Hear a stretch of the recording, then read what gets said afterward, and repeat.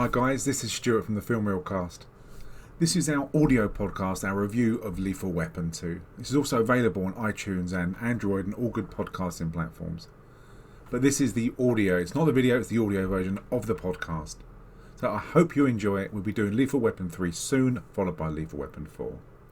Thanks for listening, I hope you enjoy. It's alive! It's alive! It's alive! It's alive! Good morning, Vietnam! Here's Johnny. Say hello to my little friend!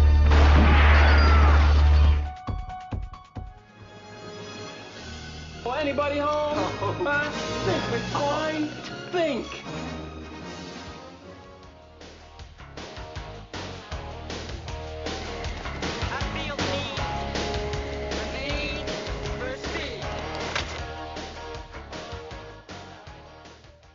And welcome back to the Film Reelcast.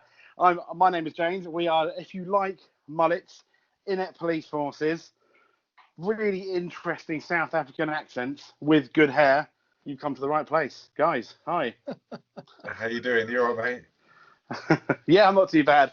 It's the triangle, not the quadrilateral. So Paul's not with us, but we've got Stu and we've got Neil. Yes, you know, I honestly wondered where you were going when you first said about inept police forces. I wondered where you were going with that line. Wow. I mean, that's a podcast in itself, potentially. But there we go. What is he going to say it? Is he gonna? No, never. So, how's it going, guys? Absolutely wonderful and wonderful. I'm really excited that we're actually going to do all the Lethal Weapon films. We've been talking about this for ages and ages, and now it's just a great time to be able to do them. I know. I tell you what, I've only watched one a couple of times, and I forgot when I watched this one. I forgot how much I enjoyed number 2. Bearing in mind, for me, I think number 2. I haven't rewatched 3 and 4 yet. Could be the best one. Oh, really? Well, yeah. What did you guys give number 1? We gave it 8 out of 10. 8 out of 10. Oh, that's good. Yeah, it's scored pretty well. I mean, I'm really surprised you say that, Jay, honestly. Well, I enjoy them all. I mean, don't get me wrong, right? You're looking probably at what is it? Out of 5 out of 10, like a 1 point difference between 1 and 4. You know, if that makes any sense. They're so close to each other anyway. Yeah. You know? So, I mean, it's like ranking the diehards. We all know number 4 is the best. So, fucking hell. Jesus. Oh my God. I know. Tell me about it. So. Dear me, you can't even joke about that, honestly. It's shocking. I know, they are, aren't they? I think I was looking at a roast on YouTube. Demi Moore did a roast on Bruce Willis. I think it was obviously a night, and she basically said, you can tell when it went down because he was married to me during Die Hard 1, 2, and 3, and he wasn't when he was with 4. And I thought, wow, true though, isn't Ouch. it? Yeah. I know. 4 wasn't bad. 4 wasn't bad. It wasn't 1 and 2, but it wasn't bad. But it wasn't Die Hard, was it? I mean, you could argue the third one wasn't, but it was still he didn't feel like John McClane in number 4, and even more so in the last and the most recent one. But what was the one with the guy from Jeepers Creepers? What one was that? Jeepers Creepers. Oh, that was number 4. Then number 5 was his son, wasn't it? Yeah, that's it. Yes. Yeah. 5 was pants, but yeah. I mean, and I'll be honest. No one's spoiled it, but I mean, I enjoyed all of these films, 1, 2, 3, and 4, and when you're looking at them, you could argue there's a weak one, but there's not an inherently bad one, a la Die Hard, you know? Yeah, no, I'd agree with that. I'd watch all the Die Hard films, though, you know? I really don't mind. I'd watch them all. I'm just sad. Yeah, but I know, but 1, 2, and 3 I really like, and then 4's like, and then 5 is basically like food poisoning at the end of your dessert, you know, the end of your restaurant trip, isn't it? Jesus Christ. It's gone okay. The dessert was a bit crap. Starter, main, and everything, and sides were good. You know, 1, 2, and 3. Dessert, average, and then they have the cheese and crackers, and that's where you get your food poisoning for number 5. That's for me. I preferred 4 over 3. Really? Yeah. Oh. Blimey. I just thought they were sort of running out of ideas with 3 because it was a revenge story, wasn't it? God. They tried to link it with number 1, didn't they? I thought it was quite interesting, but yeah, that's really interesting. Because I We'd would have like to number 3. we'd have put that on the list then as Oh yeah, Die Hard with a Vengeance. Yeah. yeah, definitely. I mean, I looked through the grossing films of 1989 because the 80s are always good. We've always gone on about the 80s, and number 1 was Batman, which kind of surprised me because I hate that film. I really can't stand that film. You can't say that, surely. I don't like it. Stu, No, I've said before I don't like any of the old Batman films. I just don't like the setting. I don't like the comic bookness. Like it's just I don't like it at all. I like him, Neil. Oh, number 1, Batman and Batman Returns were absolutely brilliant. Oh, yes, they were. They were fantastic. It was the rebirth of Batman after the rubbish 60s and 70s bloody thing of wham, slap, bang, pow. Yeah, but hey, we all like our different things, don't we? So exactly. But then you've got what is it? Indiana Jones and the Last Crusade. Yep. Number 3 is Lethal Weapon 2. Number 4 is Honey, I Shrunk the Kids. Oh, wow. 5 is Rain Man. 6 is Look Who's Talking. Absolutely awful. Why is that? I don't like those films. I think they're terrible films. They really are just dog shit. Ghostbusters 2 is 7. Back to the Future 2 is number 8. Parenthood, and then it's Dead Poet Society. Oh, that's the one with Robin Williams, yeah? Yeah. Yeah. So, I mean, a few of those films we've got reviews on. I mean, Batman was 251 million. Unbelievable. Back in those days. That's a huge amount, but... it's so good. Well, yeah. We found your John Wick, haven't we? That's it. Batman's awesome. Oh, no, that's Street Fighter, isn't it? That's Sorry. Street Fighter's awesome. Street Fighter's better than John Wick 2, anyway. Oh, God. Fake. John Wick 2 shoot 'em up's good soon as well. So. Yeah. No, I'm not being worried. I'd rather be constipated, push out a poo, than push it back up again than what John Wick 2 again. That's what I feel about John Wick 2. And this is why we've missed you, Jay. No. One-liners. Sorry. No one says them like you. Oh well, I tried. Okay, right. Lethal Weapon 2, directed by Richard Donner. I didn't know that. I was really surprised. I completely did not know that until it came up. Didn't you? Mm. I thought you were a massive Donner fan. I don't mean the chicken or shish variety. No. Honestly, I'm not surprised because I think Richard Donner's really good, but I completely had no idea that was it was Richard Donner. Sorry to interrupt, Stu. That's okay. The writers is Jeremy Boom, or the screenplay was by him, and Shane Black is back again. Obviously, it stars Mel Gibson as Martin Riggs, Danny Glover as Roger Murtaugh. We've got Joe Pesci this time as Leo Getz, which we'll talk about in great depth. And fantastic, being married to a South African and having in-laws, brother-in-laws, everything's South African. I hear the strong accents all the time. I mean, you've got Josh Auckland, who plays Arjun Rudd, and you've got Irish Derek O'Connor, who plays Peter Vorsted.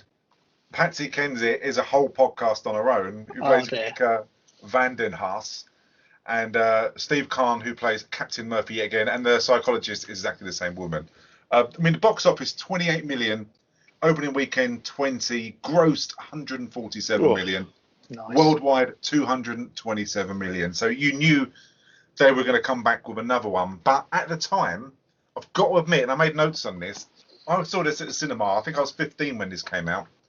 And at the time, it was a strong belief, and the story was that Mel Gibson would die at the end of this. Really? Yeah. And I went into it thinking he'd die. And I was honestly fucking choked up. And it sounds really sad. But, I mean, this will obviously contain plot spoilers and it will contain mild language, probably from myself, no doubt, mostly. But I was really, really upset going into this, thinking that he'd die, because I enjoyed the first one so much. Well, obviously, plot spoilers, but the original script was for Riggs to be killed off. God, it's terrible. What the fucking original, what they were going to do, isn't it? Absolutely awful. But yeah, apparently they didn't like that idea, and the guy Shane Black basically, after he wrote it, turned around and said that he was shit at writing, and and that his writing sucked and everything else like that. So they rewrote it. I think he said that because they wanted him to go, no, actually, you're really good. We'll keep it in there. Yeah, we'll keep it in the film. But it actually backfired and went, yeah, you're right, it's shit. We'll cut it out. We'll get someone else. But they wanted, one of the ideas bounced around was Riggs dies, and at the end of it, they play a video of Riggs talking to Murtaugh about how much he enjoyed working with him. I mean, imagine that ending. It would have been awful. Yeah, no, I'm glad they didn't go that way. No. Well, I've got a plot. Shall I read the plot out for those who are now on planet Earth who don't know what it's about? Go on. Go. Okay, it's just a very, very brief one. Obviously, it does contain spoilers, and we will be talking about the whole film. But Riggs and Murtaugh are at it again in this sequel, carried on from the 1987 classic. When a red car crashes, whilst they're chasing it, they discover the boot of the car is full of South African Krugerrands. The boss assigns them to protect Leo Getz, to get them out of the way of the South African gang that are after him. Then it reveals that they've been doing business with the same guy that they're protecting, which is a massive coincidence, which involves the death of Riggs' wife and his current girlfriend and the entire homicide squad until the South Africans are brought to justice. And that is the easiest way to explain the plot. It's not complicated, but there's so many coincidences in this film, isn't there? It's unbelievable. It's so convenient. Yeah, it is. Yeah. But You're not watching it for the plot, though, are you? No, I didn't care. That's all. No, totally. It's just only when you realise, like when you watch it for this kind of this sake, that you think, oh my god, the same guy that Leo Getz, and for some reason, I mean, we'll talk about it later on. I'm kind of getting ahead because You're getting ahead. Oh my god. I'm actually giving it. Yes. Mate, I want to know how you roll. You're a bad man. Sorry, I am a bad man. I do apologise. Okay, the car chase at the start of this. What did you guys think? They're chasing the red BMW, aren't they? Oh, it's brilliant, isn't it? It's Murtaugh's wife's new car, and he's just not wanting to drive it fast or do anything. It's hilarious because it starts very differently from the first one. The first one with a Christmas song, and it's all quite slow, and this one's straight in the action, isn't it? From I don't know how many years on this is from the last one. I'm not too sure. I don't know. I mean, what, 2 years maybe? Is that too much to ask? I'm only saying that because the films are 2 years apart. They don't really say. So I'm assuming it's a given that maybe it's 2 years because they definitely seem like they've been partners for longer than just the end of the last film. Yeah. Yeah, I'd say you're pretty much spot on that one. I think it's also good that everyone listens to the chase, and then they start betting on that Riggs will be the one to catch up. Then they look at the players that he's not driving, and that they're in his Mrs. Station wagon. And it's like, no, bollocks to that. I didn't realise it. I mean, I don't know, obviously, a lot about kind of the policing side of things, whether they would take their own car. It just seems a strange thing to do. I always wonder that, if they would actually take their own car and how it's viewed in America, if people are like, that would never happen, it's bollocks. Well, I don't think they do it over here, unless every single copper drives a Vauxhall Astra in white. With Battenberg down the side. With Battenberg. Police radio. Get it from the same place. But yeah, I mean, that is a weird concept, isn't it? Taking just going in patrol with my wife's brand new shitty car. Yeah. But there you go. But I mean, you say that the car itself was almost a character in the film, though, because it starts off brand new, and towards the end, it's completely ruined. But interestingly, there is one scene towards the end where he's trying to fix it a tiny bit because the light's completely out, and they fix the light, but it just kind of gets worse and worse, and more things happen to the car as we go along. I mean, the chase scene. I think almost immediately it appears that they have a much bigger budget than the first film, just by looking at that first chase scene. For me, with everything that happened, and knowing what else is to come, Yeah, I agree with that. And I love their conversation. This is my wife's car and stuff, and then you don't have enough room when he's going on at the intersection, on the bridge bit. and he scrapes it and goes, "Yeah, you're right, I didn't," which I thought was quite funny. I mean, I've seen Stu do that in his Honda Jazz before, so there we go. I can't talk. I know I've got a family Hyundai Matrix people carrier. It's not exactly a pimpmobile. I mean, I have tried beeping at traffic lights at women and hoping that they're going to keep their heels off and chase me, but it never works. No, so They catch you in that, mate. Don't worry about it. no, but they would catch me that and then beat the shit out of me for being a sex pest, I'd imagine. But there we go. But yeah, no, you're right though. It's really interesting in terms of it begins with a bang, as Neil was saying, completely opposite from what I remember from the first film, and it gets you straight into it. They're straight into the plot, aren't they? Straight away. Yeah. Yeah. He also likes doing his running, because in the first bit, doesn't he? Jumps out the car and chases it. That man, I said it in the last one, that man can run. It's ridiculous how fast he can run. I know. In any other film, I was convinced he was going after John Connor in Terminator 2. I mean, it was great, wasn't it?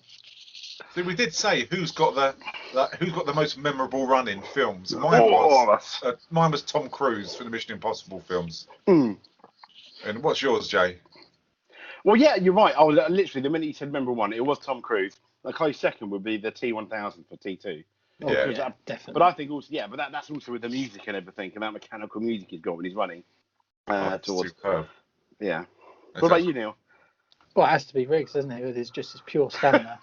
It's just ridiculous. He's it crazy, just doesn't isn't he? stop. No, no. But yeah, it's strange that they're chasing. There's two chases, isn't there? And you're immediately introduced. Obviously, we know that Riggs and Murtaugh, but you've got more of the department play such a bigger role in this, don't they? Throughout all the investigation, and it does work. And I kind of made notes about this that it kind of ups the stakes in the film. That the more you get to know them. And then it's not just a threat to Riggs and Murtaugh, which increases all the way through the film that we'll talk about. It's to everyone in it, which you never got in the first one. It was purely just Riggs and Murtaugh. But this one, I think it's a really good idea, bringing all of like the homicide or robbery or whatever department, but everyone's involved. I think that really helps the film move along, especially when the shit hits the fan a bit later on. Yeah, you're definitely more invested in it as a group, aren't you? It's nice because they've got their camaraderie and they have a laugh and everything else like that. So no, I think it was a good touch to have that. Because like you say, in the first one, it ends with just two of them going after all these mercenaries, if you see what I mean. But it doesn't lead on that way with this one. Yeah, definitely. And I was looking because the car crashes that they're chasing the BMW and the boot is full of Krugerrand. And I didn't really know much about Krugerrand, and I looked, and apparently it just says it was first minted in 1967, and it was produced by the Rand refinery in South Africa, and its name's compound for the former president of South Africa, and it accounted for 90% of the global gold coin market. Oh wow! Back in 1980, and then obviously they just kind of like scrapped it and that was it. But I mean, my wife remembers having like the Krugerrands. She said it was a really heavy coin, a solid gold. So it was. I just didn't know anything about it, but through this and through my lovely wife, if she listens to this, if not through her, but then, and then kind covering all bases there, Stu. She don't listen to this, so. The foreshadow in this film is amazing, isn't it? It's so good. The next thing you get is where Riggs is in his back in the police department and he's got a straitjacket on. Where they get that from, I do not know. But they're betting if he can get out of a straitjacket. And again, this brings the police department in, and all the colleagues are having a joke and a bet and everything like that. And it's just so much foreshadow. There is loads in this film. It's so funny. They may as well have foreshadow written on the straitjacket. Yeah, I mean there is a lot of foreshadowing, and Smokey and these will kill you in the end. You've got, I know we'll get to it, the advert as well. That's quite funny. That's already foreshadowing, but it's mentioned a lot throughout the film. But I completely agree with what both of you mentioned about compared to the first one. It's basically a whole team, and they've brought more characters in. Albeit, yes, they are like barely side characters, but they've given them just enough personality for you to differentiate between them, and to a certain extent, kind of care about them because you see how they all work as a team, even though we don't spend too much time with each of them individually. Yeah, definitely. And I love the continuity in this film. That and we spoke about it last time. It's like the same family members. It's the same psychiatrist. It's the same police captain, and it's just great because you love all of these characters. The way they pick on the psychiatrist, and she's just a likable character. She's not in it much, just a few lines. If it isn't Mrs. Sigmund Freud. My door is always open, Sergeant. Well, I think we ought to keep this on a professional level, don't you, Doc? Why the hell do you do this to yourself, Riggs? Well, who else could I do it to? I mean, none of them will let me. And besides, I need the money. But she's just good to have on screen. I think that's great with the whole family, the captain, and well, you say the rest of the department, but they all get fucking murdered. But it's just really, it works really well having the same people. Yeah, I think the Riggs flirting with the psychiatrist is brilliant in the straitjacket bit. I thought that was brilliant touch. He's trying to dislocates his shoulders and he get out the straitjacket and wins the money. Yeah. And she's going, I'm really worried about you, or something like that. And he's like, oh, don't have to worry about me, and asking her out on a date. And I thought it was brilliant. It just shows off the real cheeky side of his character. Yeah, he's just fucking great, and he does his fucking mental eyes in this loads like he did in the last one. It's really, really funny. But I mean, the shoulder popping back in, that must be so fucking painful. I don't know anyone who's actually dislocated their shoulder, but I know someone who popped their knee out, and they said that was one of the most painful things they've ever had. So, but again, it's just lovely foreshadow. And you get onto Rianne's commercial, which is just, you knew that was doomed, didn't you? That they made such a big deal out of Murtaugh's daughters finally going to be on TV. You got everyone over, and it's just great that the advert turns out to be one for Johnny's. It's just so good. I love that bit in the cop station where he's going, she's going to be on TV tonight. He's, well, listen up, everybody. Riggs is trying to tell you, he's like, shut up, don't say anything. And it's just brilliant. And then the advert that came on, and obviously it's for Johnny's, and he's got literally the whole family round. Class, just class. Brilliant. His face. The builder's there watching as well, and even yeah, I liked it. She made me want to go out and buy rubbers right now. No. Yeah, the carpenter, isn't it? That's it. Yeah. Because that actually was a rehearsal. Really? Yeah. So that he said in the rehearsal, she made me want to go out and buy rubbers right now. And then Danny Glover spat out the sandwich across the room. It was all in the rehearsal. Oh, wow. So they kept it in there because it was just something that, It just worked the reaction so well, of it. It worked, yeah. And another interesting fact that apparently $10,000 of the budget for this film came from that condom company. Really? Oh, really? Yeah. Apparently. Product placement kind of thing. Yeah. 10 grand for the product placement for a condom. Yeah. Oh my gosh. Jesus. I didn't even know they were kind of real Johnnies, you know what I mean? Well, apparently they are. So there you go. All right. Well, you go. You learn something every day. I mean, I don't actually have any use for them anymore. So that's a useless fact, but it might win you a pub quiz one day. You might win you a pub quiz one day. What kind of that is going to be an interesting question, though, isn't it? How to phrase that at a pub quiz? Yeah, science and nature. I'm sure you could think of a way, James. I'll let you know by the time we do Lethal Weapon 3. Yeah. And they do highlight the fact that Murtaugh's getting his house built, because obviously that comes into it later on, and that's when you get the nail gun. Yeah. And which is so cool, because when I watched this, I thought nail guns must be fucking awesome. They're like proper guns, you know what I mean? I don't know if they're actually like that in real life, or actually do fire, whether you've got to just put pressure on the air. I don't know. I think you do, that's but just you wouldn't want to get shot with one. no, Jesus Christ. But again, that's huge foreshadow, isn't it? They love to do that. Remember this, folks? It's a nail gun. Chekhov's gun that was, wasn't it? It is brilliant. indeed, yeah. But they go from there, and obviously, you know that there's going to be some payback, or some payoff rather, from when everyone, he knows all his colleagues in the Nick have seen his daughter playing on the beach and about to meet some geezer, and they're about to be shagged. And that's when he looks around at Riggs, and he's like, "Why did you tell everyone? Why did you do that?" And he's just a dad who's destroyed. It is so good. Oh, that's brilliant. He could have used that. I wonder if he's still got the video from Amanda Hunsaker in the shower. I don't know. Who knows? Yeah, that would be in his archive. Yeah, I wonder if he would have kept that. That's interesting.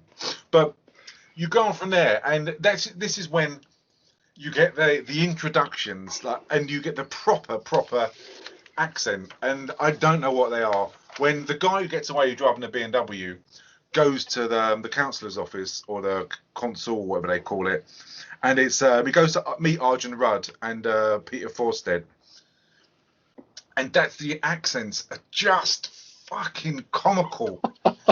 It is just unbelievable. They must have laughed. You give a whole new meaning to the word drop cloth, Mr. Rudd. Certain policemen in this city have become an intolerable nuisance. They are obviously onto us again. How do you propose to handle the situation? Warn them off. It's my experience. Because they can't have believed that these accents are just our South African accents. I mean, it's amazing. You know, I always say this. I don't understand. It's obviously a Hollywood thing. I just don't get it. Why there must be people in South Africa that act. You know, they can't not have any actors. Why do they have to put people in there, like you say, from Ireland and wherever else it might be, trying to do an accent that they clearly can't do? It just doesn't make any sense to me. No, it's terrible. But well, you say that. I the accents, yes, it's really hard to you can't defend that, can you? But Arjun, Mr. Rudd, the guy that plays him, I think if you try and look past the accent, I think he actually plays quite a good bad guy. Oh yeah, definitely. Yeah. Bad guy. Yeah. But you kind of need to look past the accent. Yeah, it reminded me of Alan Partridge's South African accent. You say tomato. I say potato. You say potato. It's season 2. It's absolutely brilliant. But yeah, it was just terrible. It's just so funny. I mean, I love it when people try and do accents. It must annoy the Americans when you get English actors going over there and they do the accents, and it's just they must think, well, why don't there's so many good actors around? Why get an English guy to do an American accent? But again, the next thing you get more foreshadow, the pen, and it's a case of the family have obviously been together for a long time. You can see Riggs is at home going around the kitchen and shit like that, and he's quite comfortable. But for some reason, he's never spoken about, I think it's Vicky, his wife, and he says about getting the pen, and when I was told that she was killed, it was the first thing that I saw and stuff like that. And again, it's massive foreshadow, but it's done really well. Mel Gibson seems to do sad really well. I think personally, in my opinion, others might think he's a terrible actor, but I think he does sad. He's got those sad little puppy eyes that he does it so well. He's got quite a good range though, hasn't he, Mel? He's done all sorts of films. He's done really serious stuff, like, you know, historical sort of stuff. And then, you know, he's done comedy, granted not very well. Like the films weren't particularly good, but I think he can put his hand to most things, to be honest. Yeah, definitely. But he explains that he was working, he was going to meet his wife, and she was at a restaurant waiting, and he didn't go there because of his work commitment. And then he found out that on the way home, she had a car crash, and that's how she died. So I wonder whether that will play into things later on, gents. I'm really not too sure. Are you? Oh, what with the foreshadow in this film? No, not at all. Prior to that, though, we Hans, the guy that he was running away in the BMW, gets shot, doesn't he? He does, yeah. He and I gets like killed. that plastic sheeting. Yeah, just I love the fact he walks in and what's his name? The bad guy, Arden Yeah. Blood. Don't worry, we're redecorating. It's brilliant. It's like, all right, yeah, no worry, I've really fucked up. There's plastic sheets all over the floor, but I'm sure you're redecorating. It's absolutely fine. Yeah, it looks like you're redecorating. Yeah, with stains. So he gets shot in the head. But I thought that was quite. I think you're right though, James. I think that Arjun was a really good bad guy, but I liked Peter Forster as well by Derek O'Connor. I thought he was very good. Yeah. As the bad guy, he was really menacing. He looked like you wouldn't mess with him. Yeah, he looks old, but he's quite nimble for an old guy, isn't he? Mm. Yeah, I don't know how old he would have been in this film. You know, how old is he? When was he born? I mean, he's really good when he does his martial arts at the end of it. I mean, he looks in shape. Reminded me of James when he grew up his wrestling phase. Oh, definitely. But no one was as fit as James, though, was there? To be fair, he was born in 1941. To be fair to him, so fair play to him. He did all right. But yeah, no, it led on to the story, didn't it, with the pen? And like you said in the last one, his wife plays a massive part in this. And it was interesting how obviously they spoke about the pen and how he sort of dealt with his wife's passing and everything else like that. It was quite well done. And I did like the fact that Murtaugh just walks in and goes, "Oh, got a pen? Oh, yeah, she found one the other day." Just to sort of bring the comic sort of element back to it. Yeah, exactly. Yeah, they kind of they don't want to ground you too much on these things, do they? No, definitely. No. But and from there, you go to the scene, don't you, at Murtaugh's house, because of they know that they're they are kind of investigating them, and they're the two officers involved in the police chase. How they knew that, I honestly don't know, but they want to send like a warning message, so they break in, and this was quite scary, to be honest. I mean, I always find home invasion films pretty terrifying because it is so realistic. And they break into his house, tie up his family. They don't hurt any of them, but they threaten them just to keep their noses out. And it's so funny. And for me, watching this, it's quite scary. But as soon as they start talking, it's quite funny. But he can't pick up the accent. That's what amazes me. You're wondering what we've done to them, huh? You know, if I was you, I'd be going nuts right now. I'd be going fucking bananas. You want to know what we've done? I don't understand why he can't pick up a South African accent from it, you know? Well, yeah, no, it's later on he goes, you know, they talk about it, don't they, the accents, and he goes, oh, yeah, he talks in a really weird way. And it's like everyone knows what South African sounds like. There's no way you wouldn't know that, all right, granted, they couldn't speak the language, they didn't have a very good version of it because they weren't South African, but you know what I mean? You knew it was South African. Yeah, I wonder why, because now obviously there's huge South African communities over, like especially down here in London, that there's loads of them about, kind of like Wimbledon and places like that. And I wonder back in '89 whether there just wasn't a lot of South Africans around, and that's why they chose that accent, because maybe people wouldn't be able to pick up on it. Maybe you could be right there. I don't know, but after that, you go back to the police department. And again, they bring in the whole of the department, kind of taking the piss out of what happened and talking about it. And they get assigned to look after Joe Pesci. And I'm really surprised that, I mean, around this time, he wasn't really, really well known as he was for being in Goodfellas and in Casino and things like that. But what do you think of Joe Pesci's character, Leo Getz? What do you think, James? I think he's good. He's a bit of because the first film seemed a lot more serious than this one, doesn't it? Yeah, and he was a good bit of comic relief. I liked his character, but having said that, I can see how people can get quite annoyed with him. But I really liked him, and he was a nice bit of comic relief. And I felt he had quite good chemistry with the other two. It builds, doesn't it? Yeah, and I quite enjoyed it. The to and froing when all three of them were in a scene together, and you end up feeling sorry for him as well when he gets beaten up properly. Towards the end, and he doesn't say a thing. He doesn't say a thing. Gives him nothing. And fair play to the character.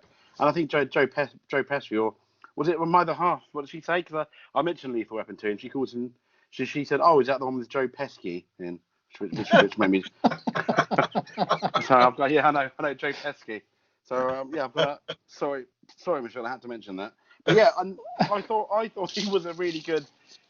He was really good. Now, how they get him to appear in I think the other Lethal Weapons, albeit briefly, is nice as well. But for this one, best performance for him. I thought it was really, really good. Do you think on Joe Pesci's career, this is his kind of pinnacle? This is his peak? No, that'll be Home Alone, wouldn't it? Oh, really? No, definitely. Yeah. Do you think so? Yeah, Home Alone, definitely. Wow. Home Alone. That's what he's most known for, I guess, isn't he? Yeah, he's going to be he's most known for Home Alone, surely. And then I'd say that gangster one. I forgot the name now. What was it you mentioned? So The Irishman. I'd say Goodfellas and Casino. Yeah. I'd say for me, he's. As soon as I think of Joe Pesci, I think absolute fucking nutter in Goodfellas. You know, of course he's in that, isn't he? Instantly what I think of, because he's so good in that. Then could we then say that Home Alone is probably his most iconic character? But if you're looking at most iconic scene and lines, you're probably right for Goodfellas. I think everyone read, but I think as a character and impact in a film, for me, it's left to be Home Alone. But that scene, yes, that one in Goodfellas. I mean, you just need to Google it or put it on YouTube, and you'll probably get so many hits with watching it, definitely. But yeah, there's a great scene in Casino where he's got a pen and someone takes a piss out of him. He just starts stabbing the guy in the throat with a pen just because he makes a comment, and shoots the guy in the foot as well. It just, as you say, there's so many iconic scenes. And I think it could be like a generational thing of what you know him for. Because I mean, he's brilliant in Home Alone. Absolutely. I mean, they're both so good. Harry and Marv are just. No one else could play their roles. You know, they're so good. But yeah, I think it's a real tough one for what he's kind of going to be known for. I'd love to know people's thoughts on that. I did have a question for both of you, and apologies if you've already mentioned it. But Mel Gibson, what's his most iconic role? Is it this or is it Mad Max? We spoke about this, didn't we? Yeah, we did. What did you guys say? Test my mind now.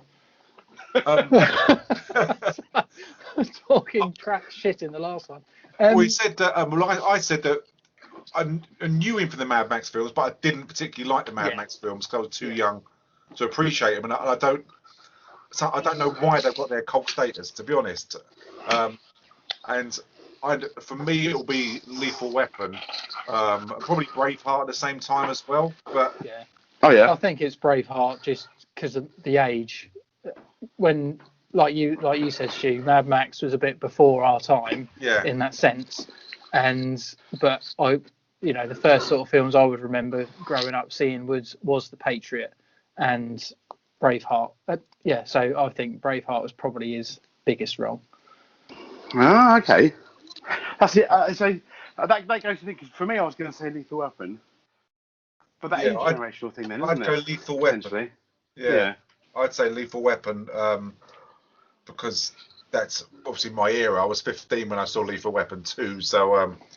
But yeah, it's really, really tricky because it is just generational, and I think that's what makes it so interesting. But they go to the hotel room to look after Leo, and you realise that I think it's $500 million that he was laundering, wasn't it? Yeah. And he's now grassing up, and it's weird because I haven't seen this film for a long time, and for some reason, and I think it just goes back to the mafia side of things. I thought that he was like embezzling money or laundering money for the mafia.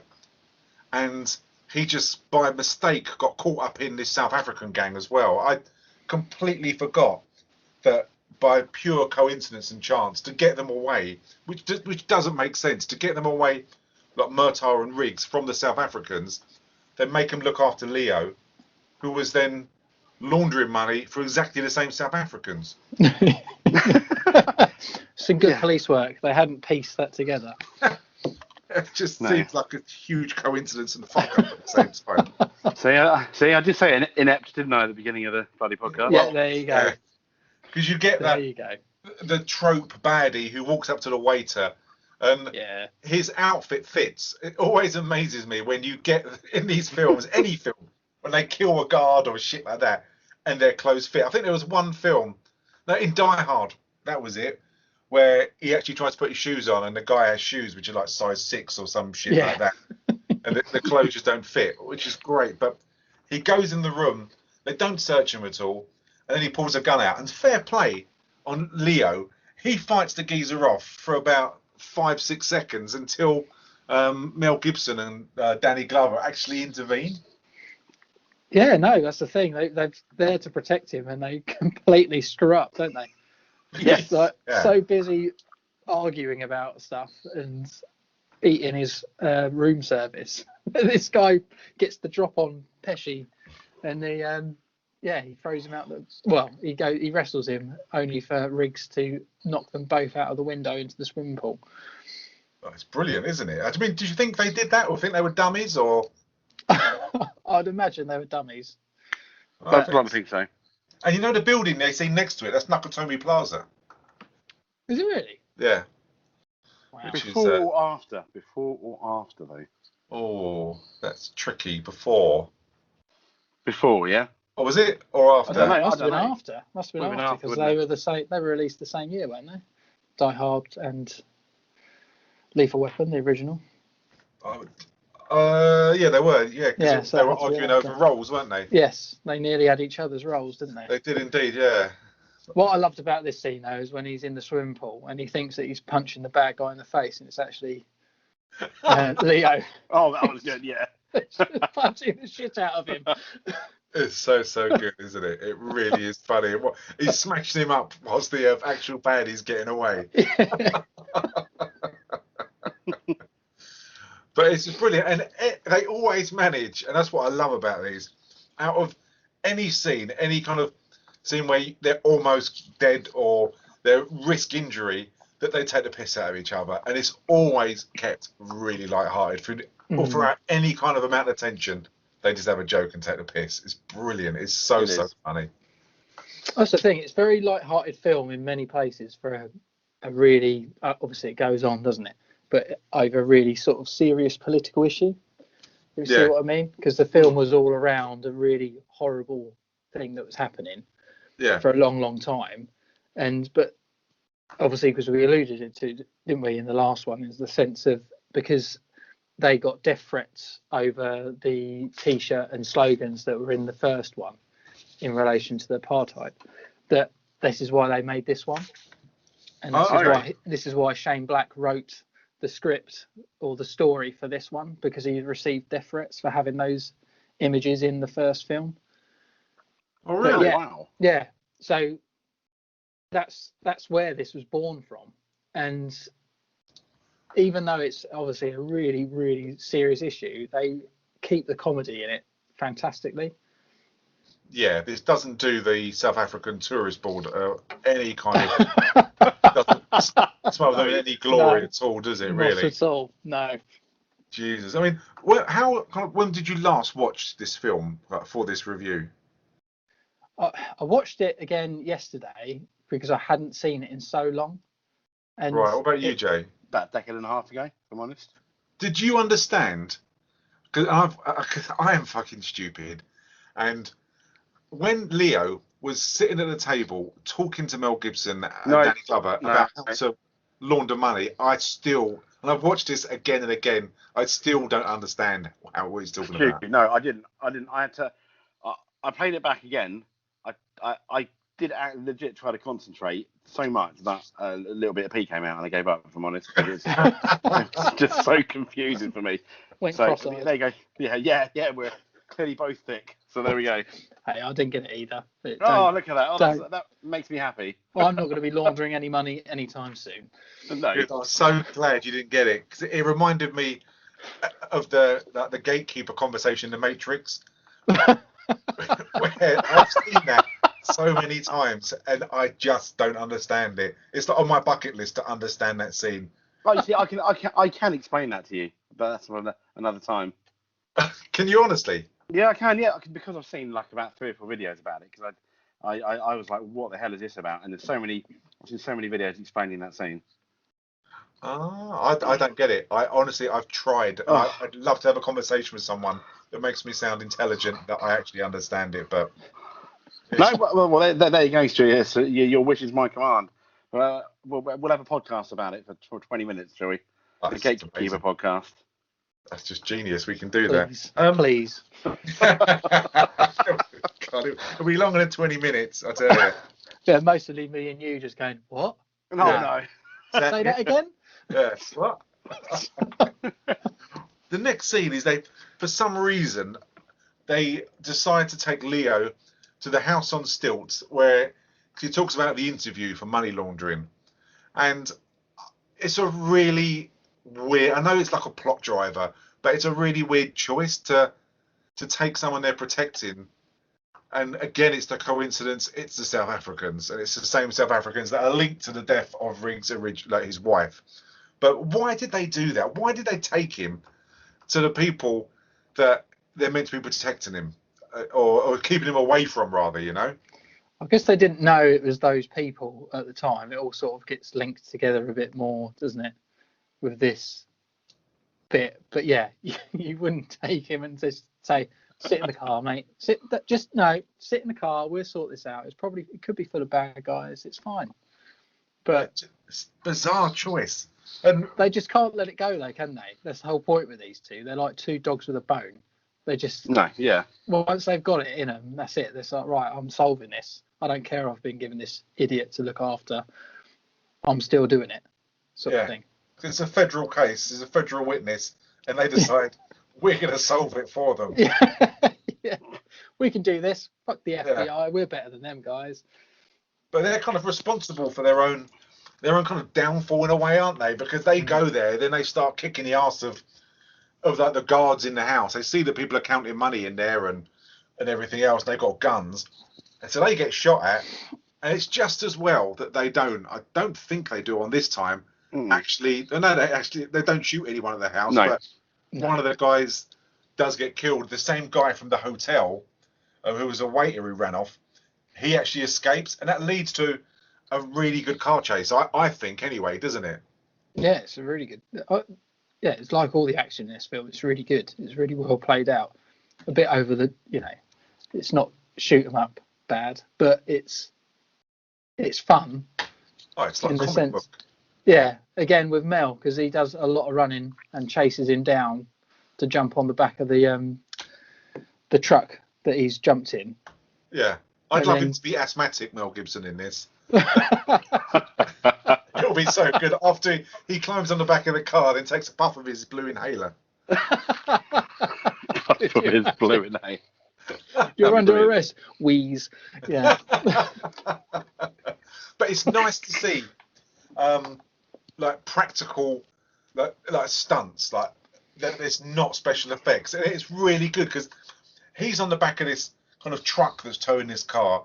You've got Danny Glover and Joe Pesci behind them, and they're and you get the banter between both of them, which is really good. And I don't know which one of you said it, but the chemistry it just feels so natural, doesn't it? He fits in really well. I don't know if that's a mixture of his acting or the script or both, but just fits in really well. But it's nice to see proper effects where it's not fucking green screened all the time, Yeah, definitely. I mean, what's interesting, I was thinking about, you mentioned that, and you mentioned the car chase too, and I was thinking 80s and 90s films, I think still to this day, arguably have the best car chases of all movies. And you look at modern films, and you think of really memorable car chases after, for example, the mid-2000s. Yeah. I'm really, really struggling of really memorable car chases in films. A few. Maybe one from, I think, Terminator 3 Rise of the Machines, which was really good. But I can't think of that many. I could be wrong. Please correct me if I am. I can't think of too many memorable car chases. You've got Fast and the Furious, haven't you? Yeah, I was going to say Fast and the Furious, but as that went on... That's in the title. But, yeah, you're right. Okay, Fast and the Furious. But, yeah, I think as that went on, Sorry, Neil. No, CGI took over, didn't it? Yeah. Like you're saying about. But what's the most recent, really, now when I say memorable, I mean really good, solid car chase, because there's lots of them in many films. Possibly, I mean, one memorable one, probably John Wick 3. Is that the one where he gets on the horse? Yes, that's right, yeah. That's I'm simple. glad you to slag the film off then, I have to say. No, I like that bit, but I'm trying to think. That's probably the most, that's the one in most recent memory. That's fairly recent. But before that, I can't really think of one from the top of my head. Outside, you know, like these classic 80s and 90s action films. Yeah, I suppose Terminator 2. I think that was awesome. That had a good one with the truck chase, like the lorry full of the oh god, my brain. The helicopter. Yeah, the helicopter and stuff like that. That's really good. I think you're right. Oh, that's brilliant. Yeah, and the first one with the motorcycle as well. Yeah. Yeah. I mean, both of them for me will be in the top 10 of all time car chases. Yeah, definitely. I mean, you've got Speed as well, which is one continuous chase film. But you're right. I mean, you've got the French Connection, Ronin, and Bullet, and I think also that the Italian Job and the Blues Brothers. Again, they're all, as you say, they're all old films. The Blues Brothers is just classic car chasing. But I mean, the French Connection's got such a good car chasing as well. It's really, really good. But they're all old films, aren't they? Yeah, and as you say, the practical effects, it's more realistic. It just seems to be, it's just more tense, more at stake, and you appreciate the driving of just how good it is. I mean, being a Honda Jazz driver, I know power. power. I'm always jealous when I see you get in that car and drive off. 1.1. 1.1. Exactly. Is it really? That's not bad. You drive it like it's a 4 litre, mate, don't you worry. Drive it like you stole it. 4 litre orange carton, that's about it. Oh, God. I gotta imagine that. You and Neil chasing somebody, blue lights going on, Stu going, oh, God, no, my wife needs this car tonight. You've got to be careful, Neil. It would take a while because the actual locks on my doors don't work. I have to do it from the boot. So. Oh, my God. Yeah, it takes a while. And we can't have music because someone stuck some 2p coins in my CD player, so that doesn't work either. But the seats are really comfortable, and the mileage is good. So there you go. But the car chase leads to Riggs hanging off the front of it, kind of like Indiana Jones style. And he brakes, and there's a car coming towards him with surfboards, and you don't see the blood in this. I think this must be a 15 rating, isn't it? It must be. It must be, yeah. It is. Yeah, and the surfboard flies out, and it's a really good stunt, a really original idea. Goes through the windscreen, and you can imagine just takes the head off, or replaces the head of the South African baddie who was the waiter and kills him. And they go back to the house, and again, as we said before, the whole team, this whole homicide squad, go back. That it's not just uniformed police officers. It's just his team who have interact with the baddies as well, and that's when he meets both Arjun Rudd and Peter Forster, and he mentions there's that kind of the foreshadow again of when he calls him Riggs, and he goes, "What, Martin Riggs?" And it's just so funny. And I'm surprised he didn't go, "What did you say?" Everybody, take it easy, especially you, Riggs. Riggs? You Martin Riggs? Yeah, the Chicago Riggses. What's your name? What's your name? Pierre von Wersch. Fuck, I'll just call you Adolf. Say it again. But so you know that he knows who he is. So, and you kind of think there's going to be some payoff for that. But it's a good scene. It's a good action scene. And again, you get the kind of, you can tell just how fucking horrible Rudd is, who plays a really horrible guy, doesn't he? Oh, he's very good in this. He's very believable. Both of those two together, you just know they're nasty bastards, don't you? Yeah. Absolutely. They are. Because it's when it all comes out, doesn't it? That they're untouchable. Yeah. Yeah. Diplomatic immunity. Right at the end of this, holding it on like a dickhead. He's very much like the Emperor, isn't he? From Josh Auckland was on the podcast then.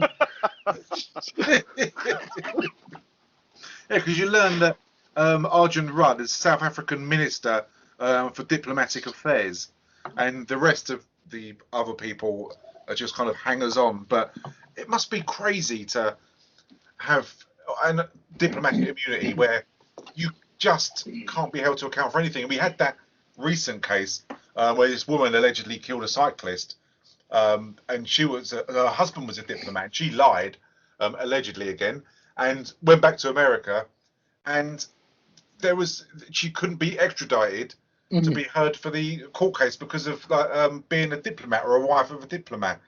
I mean, it's just incredible the rules that apply, that they're just free to do anything. It's incredible, isn't it? It's quite scary, isn't it? Yeah. Really.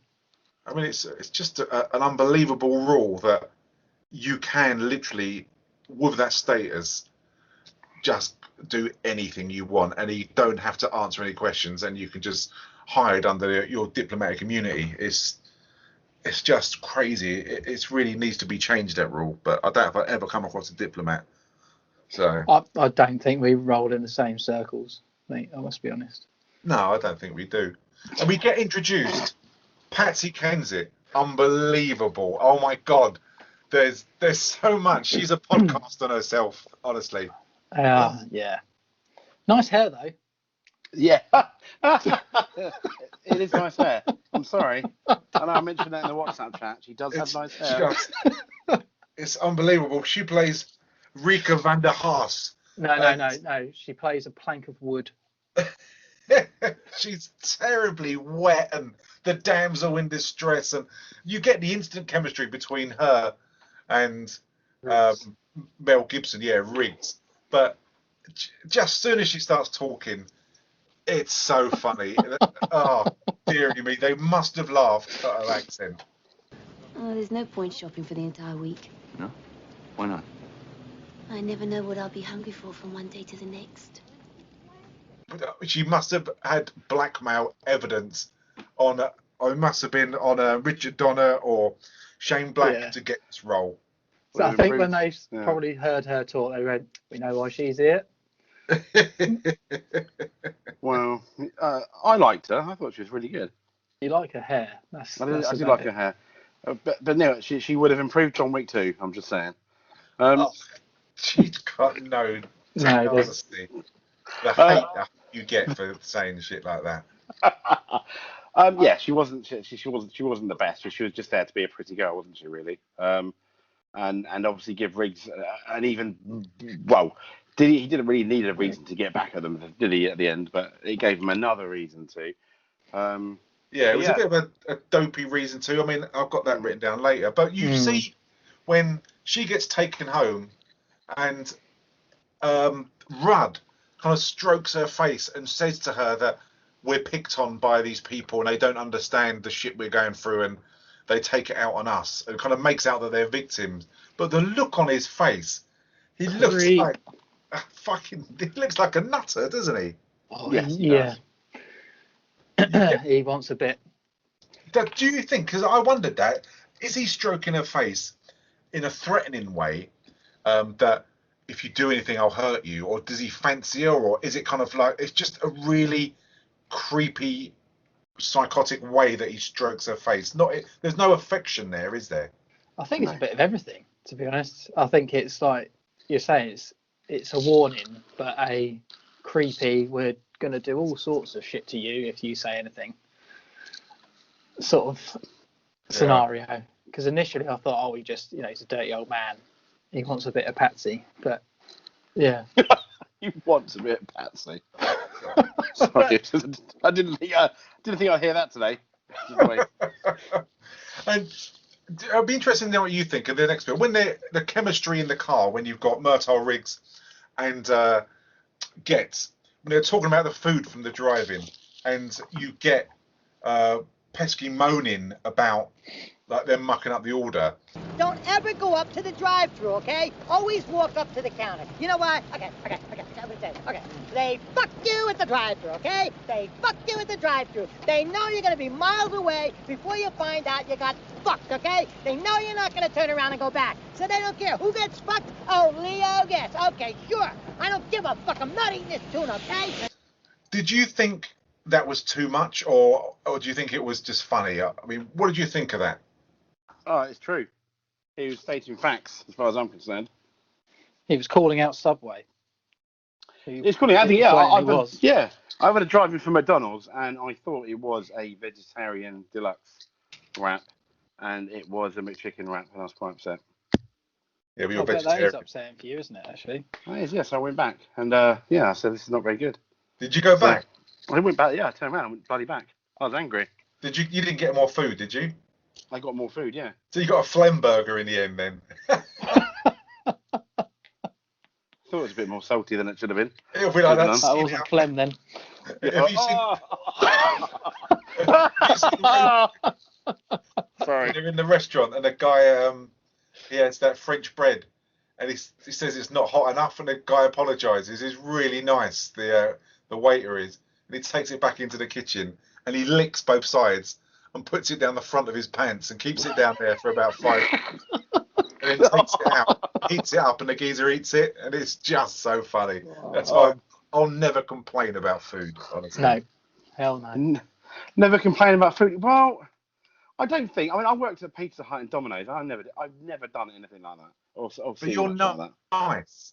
Yeah, you're a nice guy. The only thing I ever did was some guy was being a bit rude, and he was extra jalapeno. So basically, I put so many jalapenos on his pizza you couldn't see any cheese.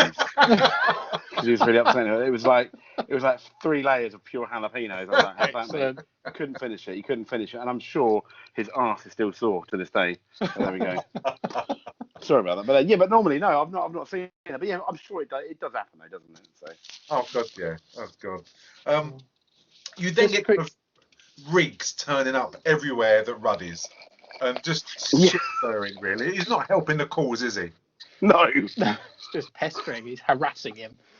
Yes. But prior to all this, the cops, his mates, Murtaugh's mates, all get him back, don't they, for the advert? Do you remember that bit? Was brilliant. Yeah. When they're sat in the office and they're all hiding his desk, and when he comes, they all move, and there's a tree or like a plant all just covered in condoms. Yeah. I thought that was absolutely brilliant. But yeah, sorry, that's the kind of tangent. thing you can imagine them doing, can't you? Yeah, definitely. And I like the fact that rather than him being a grumpy twat about it, he actually found it funny. Yeah. He started laughing rather than being all really serious about it. Yeah. But yeah, sorry, tangent. Oh, no. I mean, kind of the next bit is the toilet scene. I really like this. Such a funny thing to do. I would have fallen for it if I would have been on there. I mean, basically, what happens is they can't find where Murtaugh is. Riggs goes to the house, and it turns out that he's been on the toilet for 18 hours because he was pinching one out, and then he looked at the toilet paper, and it's got "boom, you're dead." For me, my natural reaction would be to stand up to think like, "What's going on?" and I would be dead. But fair play, he sits there, and he's got a bomb behind the toilet seat or behind the toilet, and if he moves, it's going to go off, and that's the kind of dilemma. And it's lovely the way he says, "Look, just don't make a big deal out of it. Just us." Just don't, The next thing, you got the police, you got the fire brigade, ambulance, the press are there.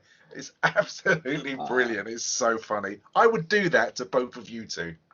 And I have no doubt either. No, press in the room. He would, wouldn't he? Fucking arsehole. Do you think Murtaugh flushed? Yeah, I think so. I don't think he's the kind of guy that could sit there. But would you be too scared to flush in case it sets it off? That's the thing. True. Is it the flush that sets it off? You wouldn't know, would you? That's true. Maybe it was just floating there the entire time. Oh, yeah. Yeah, you wouldn't have wiped or flushed. So. Well, you wouldn't, would you? No, because to wipe, you kind of got to get off the pot a tiny bit. You can't. I mean, my arse is so big, I couldn't stick my hand between the bum and the seat to get down. I have to lift up. I mean, don't you? How do you wipe your bum with it? You got to stand up a bit, don't you? And just thank you everyone for joining us in the Wiping podcast. Yeah, I'm just gone south. No. I'm not having this, mate. You both got to stand up to wipe your ass a bit, don't you? No, you don't stand up to wipe your ass. No, it's kind of like a sort of a crouch, but not quite a squat, but sort of. I don't know. No, you just kind of lean to one side a bit. I'll do that. Crouch. Do you get off the toilet when you wipe your bum? No, I don't get off the toilet. I kind My life. No, I don't get off the toilet. I'm on there, and I stand up, and then I do lean a tiny bit, and I use my right hand to He wipe. straddles the bath at this point, I think. Straddle. Well, to be fair, it would make it easier, because when you think about it, it parts your cheeks more, so you get a cleaner wipe, wouldn't you? I guess. What do you mean you stand up? I don't get it. No, I don't stand up properly. I stand up probably more than you do, by the sounds of it. No, I've got one cheek constantly on the seat. You've got one cheek. I see. I don't do that. I don't. What, even during? During the wipe? Are we talking about? But he said it then. He's just constantly. He's like living on the edge when he's actually doing one. He's just perched. Yeah. Yeah, it's like Speed. I put one cheek on there. I can't put too much pressure on the toilet seat. There might be a bomb underneath it. Yeah. Oh yeah. Well, yeah. There we go. Oh well.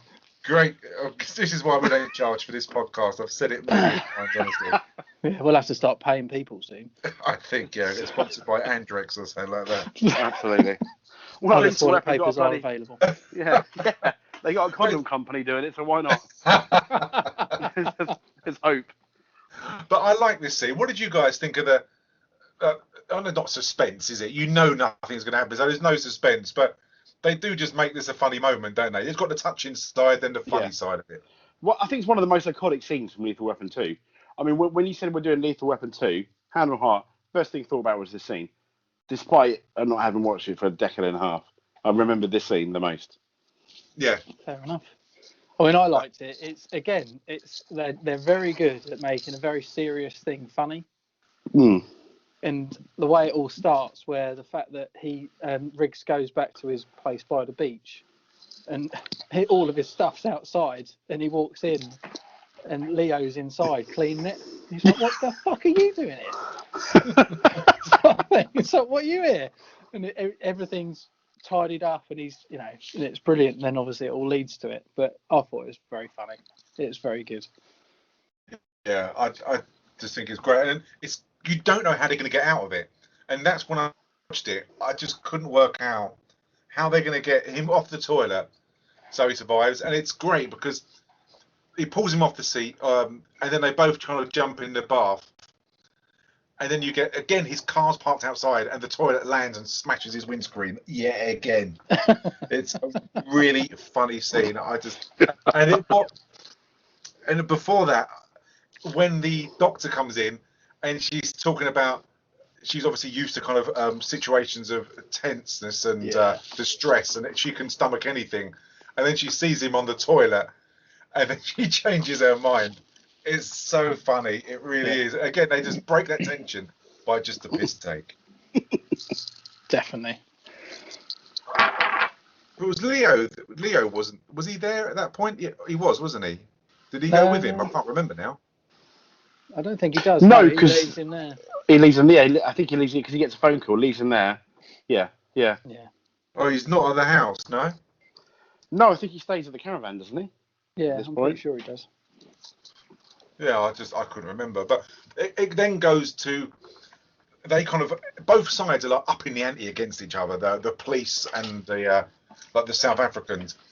And it's great. And this is purely, and it's so funny, even when I watch this again, when Leo goes to the embassy and talks about he wants to get one of his friends into South Africa, and the guy there with the terrible accent is encouraging him, saying it's a brilliant idea. Oh yeah. And then you got Danny Glover walks around the corner, and obviously due to his ethnicity, they don't want it there. The apartheid's still happening, which they're trying to banish. And when he says that you're black, and when Leo turns around, he looks at me and goes, "Yes, you are." The seriousness instantly breaks that tension. The comedy, the way that line's delivered, it's so good. How you doing? I think there must be some mistake. Say what? Sir, listen to your friend here. He knows what he's talking about. I don't think you really want to go to South Africa. Why not?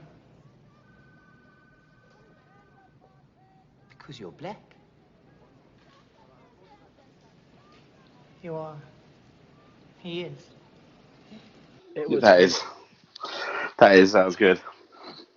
But they do that all the time, and that's the distraction we learn, don't we? Because Riggs wants to break in to Rudd's office, doesn't he?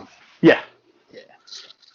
And that's a good menacing scene. I thought someone was going to die. I don't think anyone does die, but I thought someone was going to die during that scene. Yeah. Really? Yeah, I don't know why.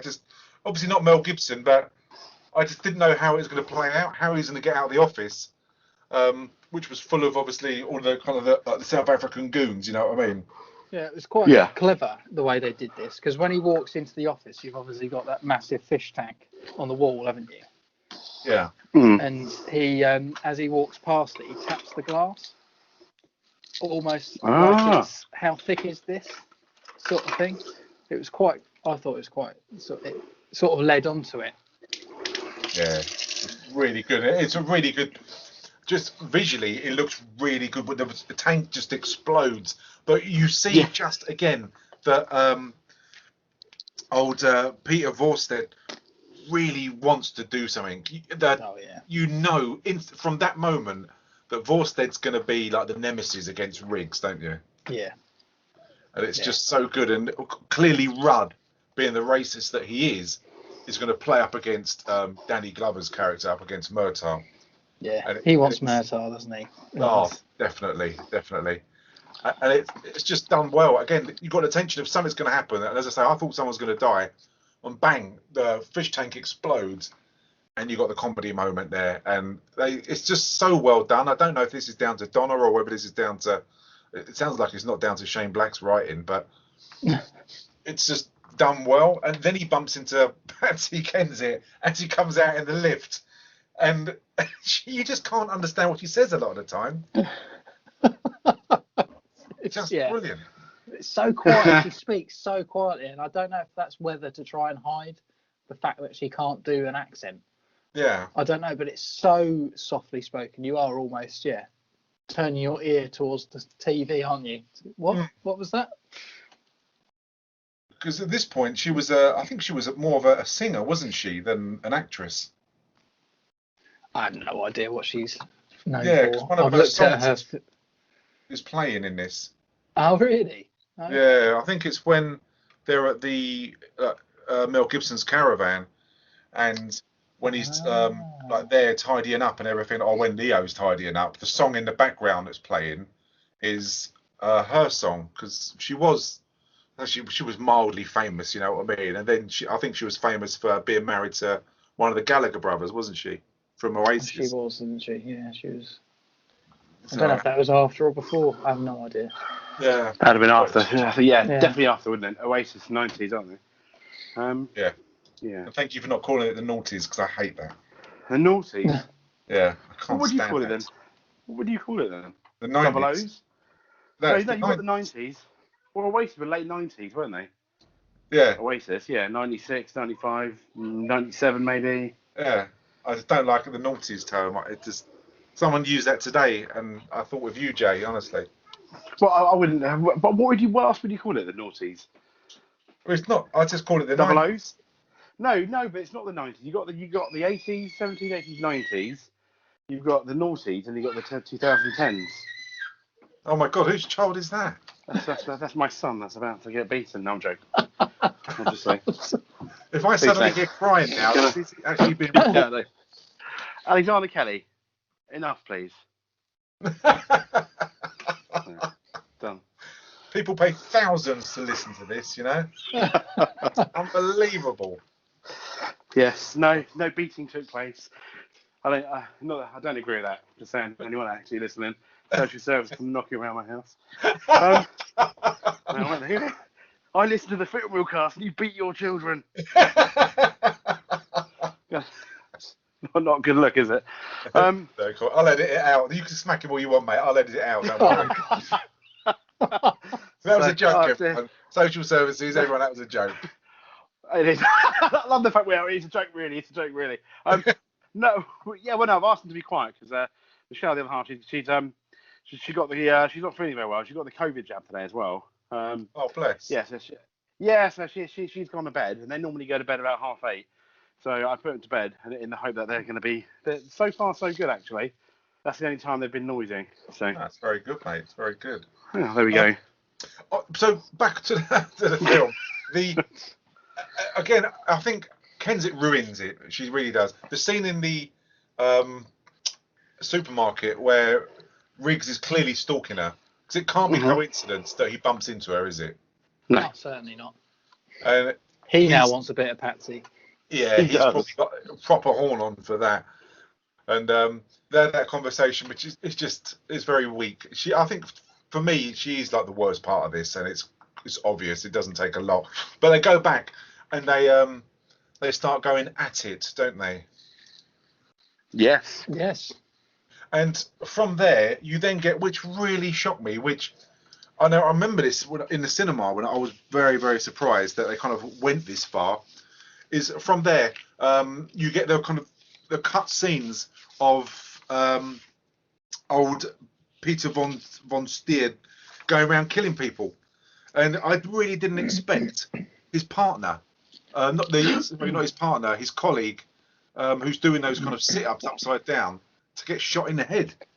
I was really, really surprised. I don't know of any other film where they actually go around, they take out the whole department apart from the two main stars.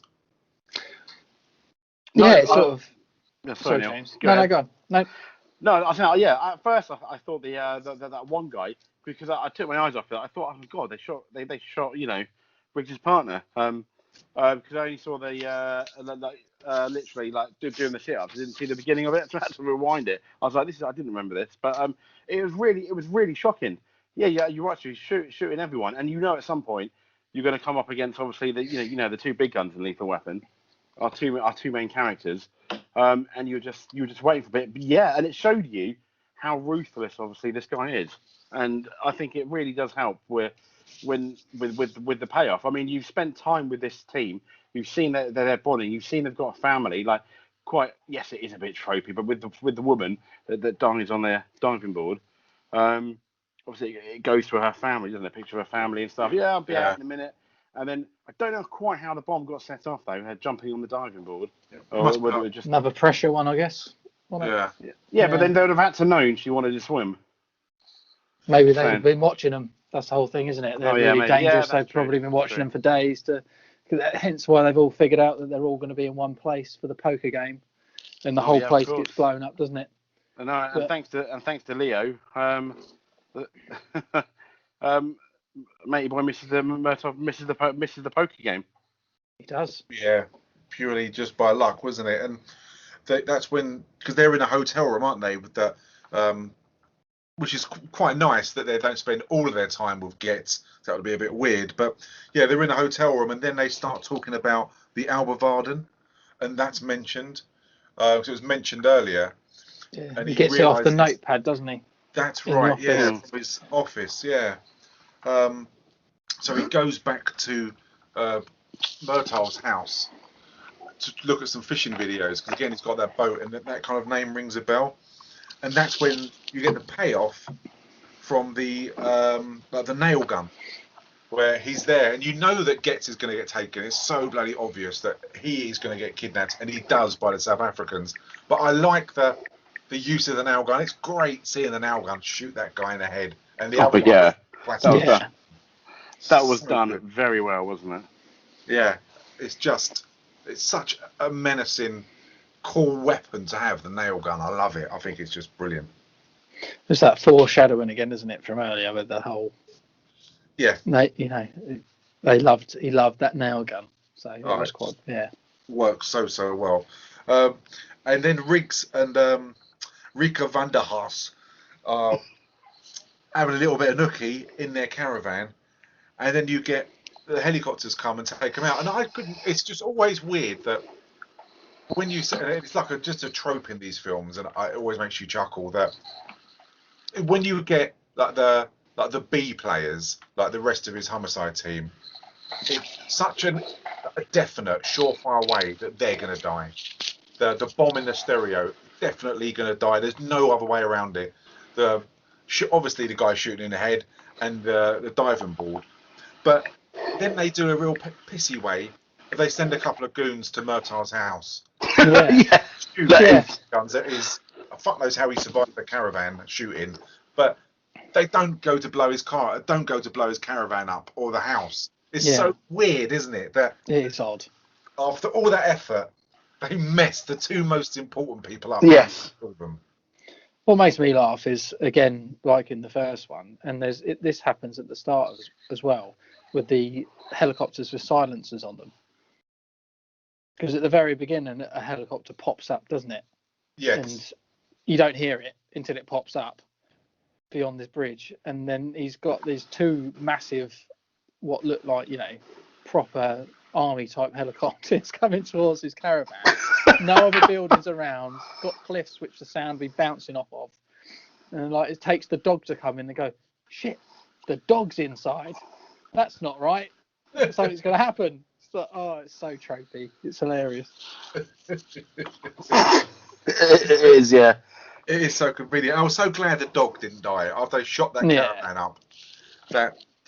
I think everyone just loves the animals, and seeing a dog die will be John Wick again. It's just one of the best films ever made. It just, isn't it, James? First one is, best series of films ever. Exactly. Oh, no.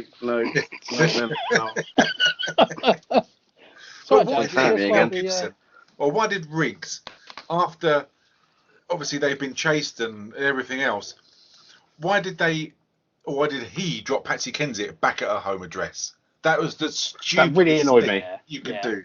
So, for me, as much as obviously you guys just like her character, I'm going to say that's probably, for me, that's the worst bit of the film, because I could kind of like forgive everything else, and I could kind of forgive their characters and being a bit silly with Leo at the beginning, allowing him to be attacked. But after that just happened, that's kind of like unforgivable, and that needed like a scene rewrite. In hindsight, I think you were almost better off having her killed in a caravan somehow, shot rather than the way she died. In hindsight, because that was such a stupid decision, and it was so out of character for Riggs, bearing in mind what happened and how much he liked this girl. Yeah, completely. It was completely agree with you. So bloody stupid. Really was dopey. But you know that something's happened because she's dropped. He drops her off, and then as he's kind of skipping because he's had a really good day, he's had a shag and everything else, that they knock him out, and you know that it's just not going to end well. And that's when you get the scene that you get all the payoff, the pen, the wife conversation, and everything else, and the mention of knowing him that Forster discloses to him when he's on the back, like a jetty or something like that, isn't it? Like a pier. Yeah, pier.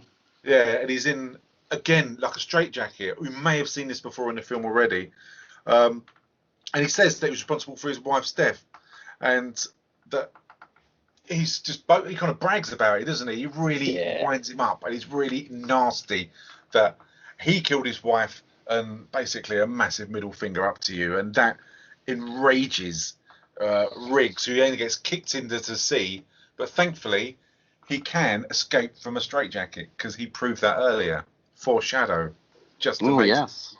Yeah, brings it all together, doesn't it? But no, the scene where he's obviously telling him that he was supposed to actually kill him, but when he pulled back the hair, it found out it was his wife and stuff. The look of pleasure on his face is just, he very believable, nasty bastard. I'm the guy that changed the course of your life, man. 4 years ago, Riggs, when he was a narc down at Long Beach. You were getting too close to us, so we put a contract out on you. I handled it myself. Drove your car right off the fucking road, remember? Now, of course, you weren't driving, were you? You can't imagine the surprise. I pulled back this matted mop of blood-soaked hair to see this woman's face. Evil, yeah. Yeah, pure And he evil. finds that Kensit has been chucked in prior, and that she's dead. Were you surprised about that? Did you give a shit or not really? I was surprised. I think it was probably her best acting. What, looking dead? Yeah.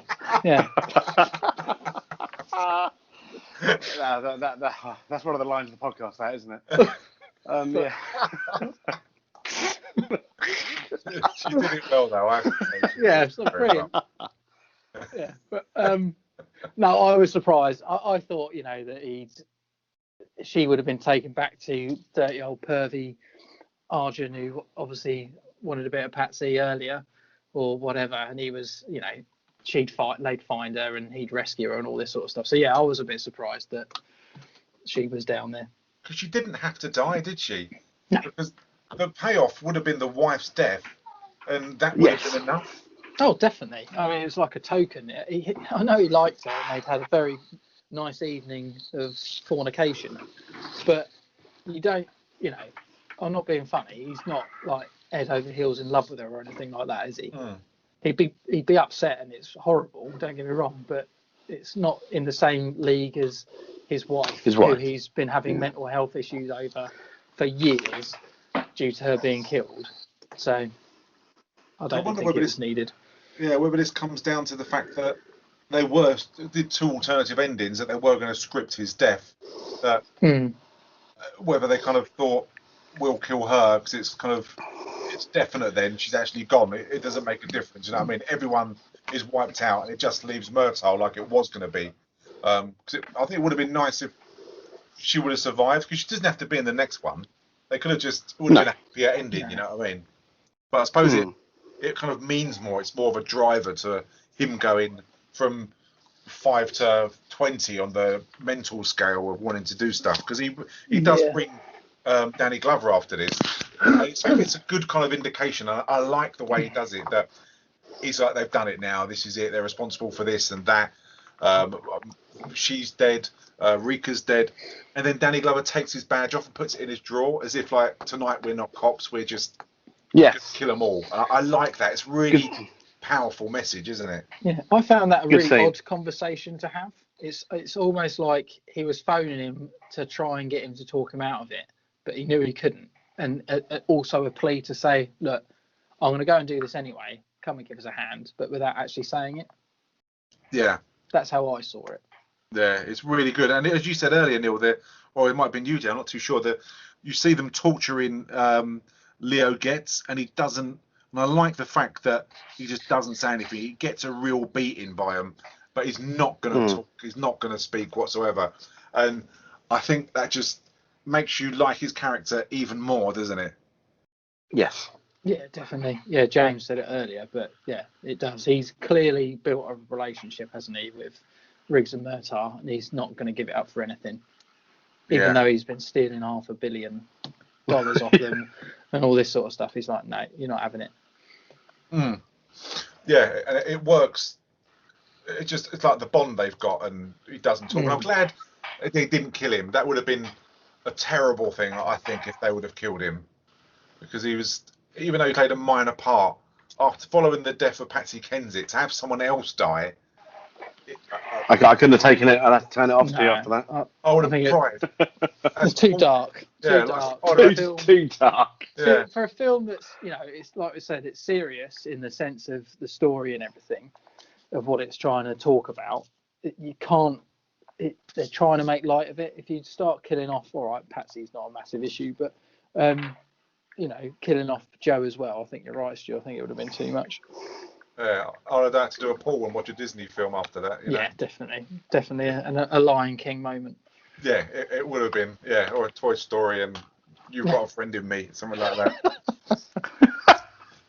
But they go to the famous house on stilts, and Riggs says that he's going to kind of cause a distraction, that Murtaugh's going to go in there and start taking them out, and he starts pulling, which never would work. The foundations would go down so much that you'd never move it with Honda Jazz. You'd probably move it, but not with a massive truck that he's got.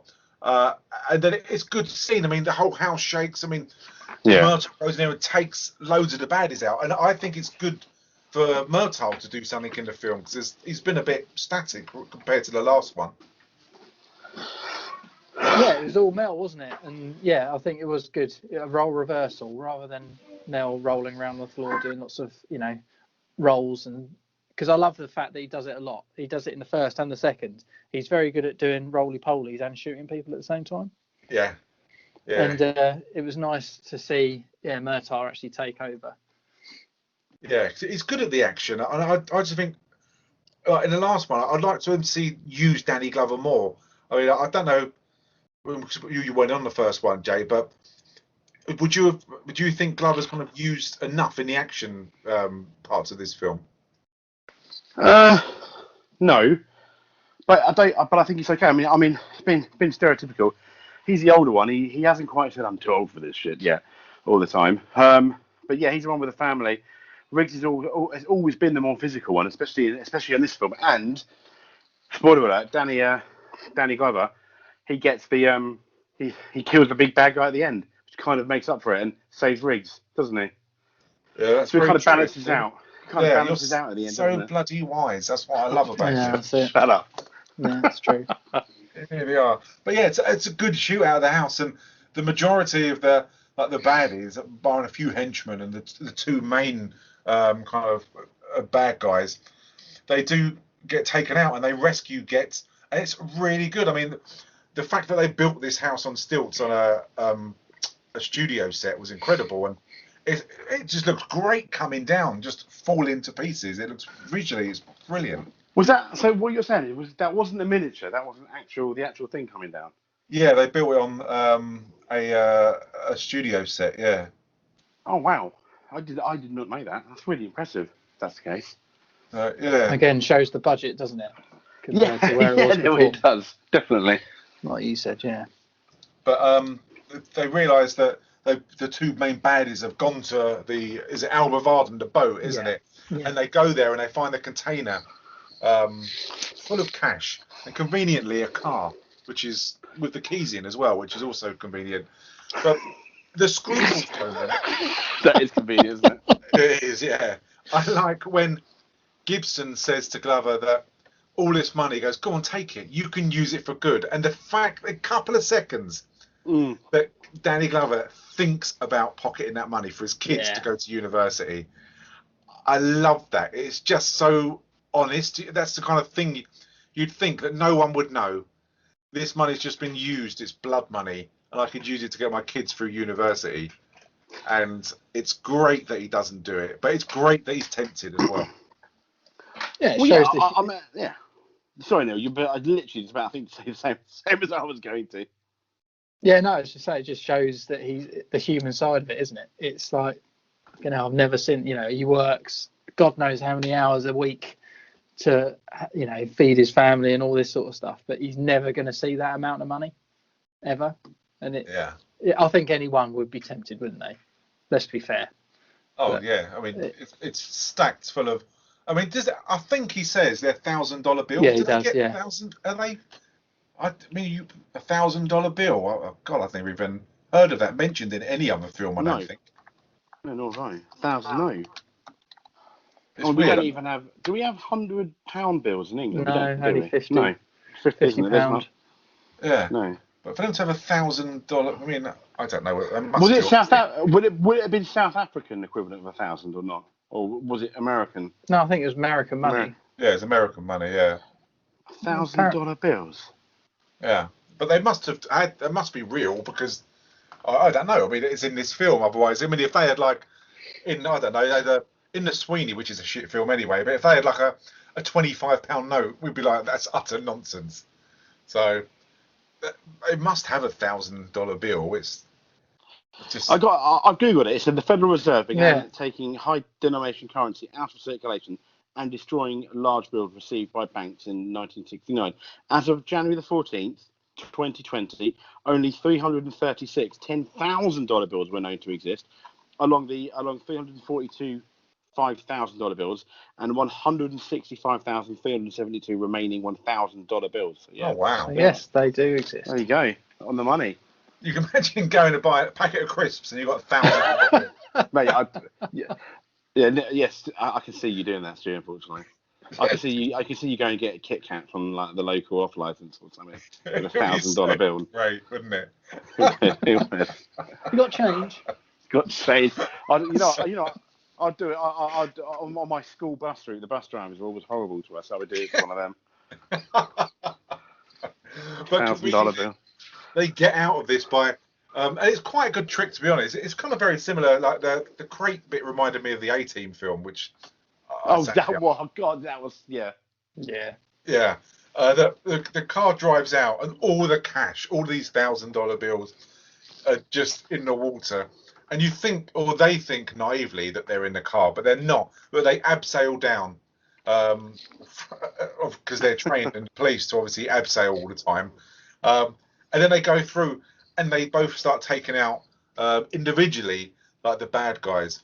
And this is where kind of you think, or I've thought when I was a naive 15-year-old lad, that Peter Forster, he has a fight with Mel Gibson, and he kind of, it's a good fight, but it ends for me sadly too quick. Gibson gets stabbed in the leg by him pretty quick, because obviously it's not fair otherwise, because we know from the Gary Busey fight that Gibson can handle himself, so he has to be kind of handicapped in a way. But it's quite a good fight, but I would like to see it go on longer. I don't know about you guys. Yeah, I think the lead up to this, there's a massive error in it, which I found was hilarious. You know, when he's fighting all the bad guys off with just his handgun going through the ship. Yeah. And he has that moment where he's obviously absolutely losing it, and he shoots the same guy about 15 times in the chest, and it's like words are going through his head and all this sort of stuff. And it pans back to the bad guy, and he's got loads of holes in him. Then it goes back to Mel, and it goes back to the bad guy, and his shirt's completely clean. Does it? There's not a single hole in it. It's just, and then he just goes up to him and shoots him one more time.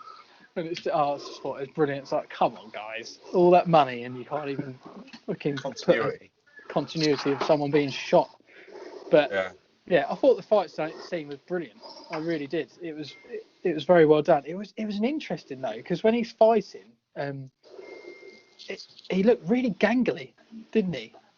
The Derek O'Connor, Peter Forster, he looked really odd. Would that be the stunt double, maybe? Maybe, I don't know, but he just looked really weird.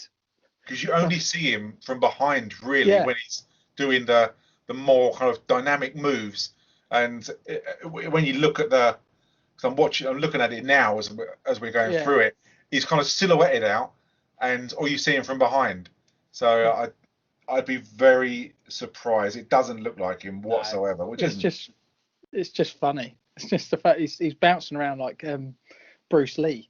It didn't look like that, didn't it? In the beginning. It's all over it. It's like, bloody hell. It's a weird style of fighting, isn't it? But it's good, and he does get the better of him, but then obviously Gibson takes him out, and he doesn't do what I thought he would have done. And you think he would have learned from the Gary Busey side of things that to take these people out and kill them, but he doesn't. And I love it that he drops the crate on top of him and just squashes him. What a way to go. It's really, really good. But there was foreshadow of that as well, wasn't there? Because when they abseiled out of the container, there's a massive close-up of that button. Yes. Okay, yeah, of course. Like, that's going to be used in a bit. And then, lo and behold, he drops the container on him. But it was a lovely way to see him go, though. I thought it was nice. Superb. And it's when that you kind of think, right, now you're going to go and see Danny Glover, and now he's going to go and take out Rudd. But it really surprised me. This was in the cinema when I thought he was going to die, because Rudd, over the shoulder of Glover, shoots Mel Gibson, and you don't know how many times, but he kind of fires about 5 or 6 shots off, and he goes down. I honestly thought that was it. You're just going to die. Oh, when you first watched it, yeah. Yeah. Definitely. But, yeah, and that kind of even make, when Glover turns around, does his little neck thing, crooks it, and takes one shot in the head, which is really good. As you said, Jay, earlier, he gets his moments, take the bad guy out, but they still bring the element of comedy into where Mel Gibson, you think he's going to die. I like the bit where he shot him in the head first, where he's holding up the thing, and he just goes, diplomatic immunity, and he goes, it's been I like that bit, yeah. And just shoots him in the head.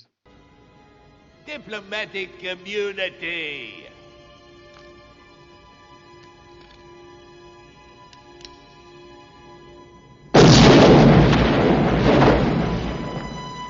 It's just been revoked. And it's like, yeah, well done, Murtaugh. That's brilliant.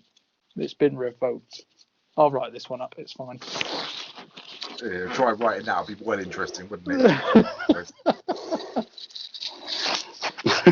That would be good. Yeah, so he goes down, they have their little moment together, and you realise that he's actually going to be fine because they've signed contracts for Lethal Weapon 3. That they don't have to worry. And you don't get any, like, unlike the first one, where you get the scene with the family after, you don't get that. The film just ends, doesn't it? Yeah, I was almost expecting something like that, and I was really surprised. It just ends far too abruptly, it feels. Yeah, it's strange, isn't it? I don't know if they kind of had a different ending to this. I know they had the alternative ending, and that possibly would have been Riggs at home. Oh, sorry, Murtaugh at home watching a video. Yeah, with the family around him, I guess, because they don't play a massive part in this either, do they, compared to the first one? No. But yeah, so it just ends, and they've defeated everyone, and that was it. I mean, from this, like I asked last week, who do you think won the film? Who was the star of this film? Patsy? Yes. in that one scene where she's acting. Yeah, the one scene she acted where she wasn't actually doing anything. That's what she won the Oscar for, end of the day. Yeah, well, absolutely. Yeah, it's definitely that. I don't know. I think it's definitely more of a Mel film this time, rather than a duo, if you see what I mean. I tried to see how much they were paid. I couldn't find individually how much they were paid. No. So it would have been interesting. Mel Gibson would have been paid the most, surely, I think, after Mad, because this would have been after Mad Max, etc. Obviously, Danny Glover second, I'd imagine, but I don't know. I mean, you guys were saying Danny Glover was the MVP in the first one, wasn't he? Yeah. More. So, I mean, other than the end of the scene, you're probably right then. You'd probably have to give it to Mel in terms of, I think, surely, does he get more? It feels like he gets more screen time. At the very least, more action doing stuff against the bad guys time, you know? Yeah. I think there's a lot of Murtaugh, or, running around after Mel, isn't there? It's that way round. Yeah. Riggs goes and does something or takes action, and then Murtaugh is always sort of running around after him, trying to help him out or mop up and stuff. So yeah, I'd give it to Mel on this one. What do you think then, Stu? No, I think you're right. I think the way it's done, I always wonder how the dynamics work on set. That they have set, especially the action scenes and like the love situation, that Riggs does have more. He appears to have more airtime. Whether he actually does or not, I don't know. But it's interesting because they couldn't have one without the other. If Danny Glover turned around and said, "Well, I want equal screen time. I know he's getting paid more, but this is about both of us," they'd have to give it to him, because they couldn't then put another actor in. I don't know who was around that they could have used back in, like Eddie Murphy, for instance, was big in the 80s. Yeah, but I think he would have been kind of like rejected, especially after the second one, because he's so used to it, and it's very hard. I mean, I think even TV shows, it's very hard to fill someone else's shoes, isn't it? Almost impossible. And the audience always, nearly always, but not quite sometimes, like kind of rejects that extra character because they think it should have been this person, you know? Thing is, either way, I expect Danny Glover got a pretty penny for this film. Oh, absolutely. And knowing that there was probably, after they rewrote the script, the ending, that there was going to be another two potentially films, I think he probably realised himself that Mel's the bigger actor. He's the star, if you see what I mean. So I don't think he'd have a massive issue with it, to be honest. Yeah. No. And did Leo Getz, did you think he helped this film, made the film better, or not really? It made the story tie together, didn't it? Oh, yeah. But, I mean, it had comedy elements to it. And like you said, James, you got to really like him later and respect him as a character, because he took an absolute pasting, must have a steel jaw. And you got to like him at first. I have to be honest. When he first appeared, I was like, because obviously I didn't know who Joe Pesci was back in.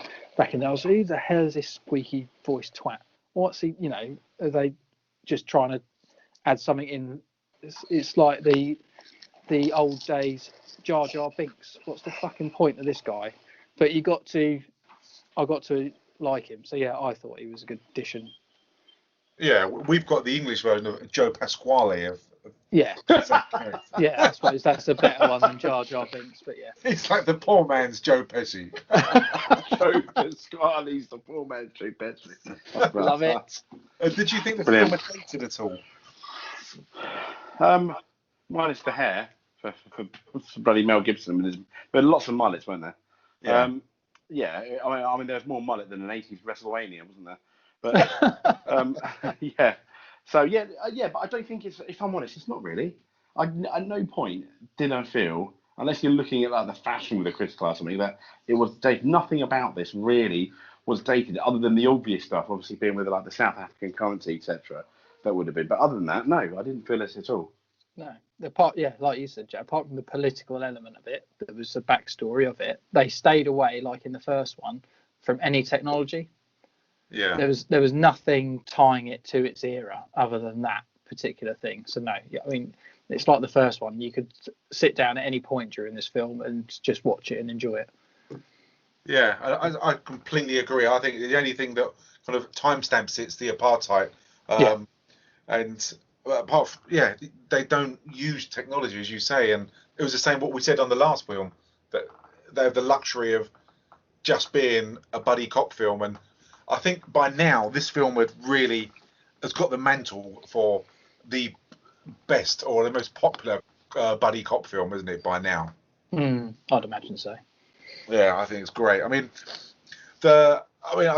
James, or I don't know who wants to go first, but what's your scores? Best bits, worst bits, and would you recommend it?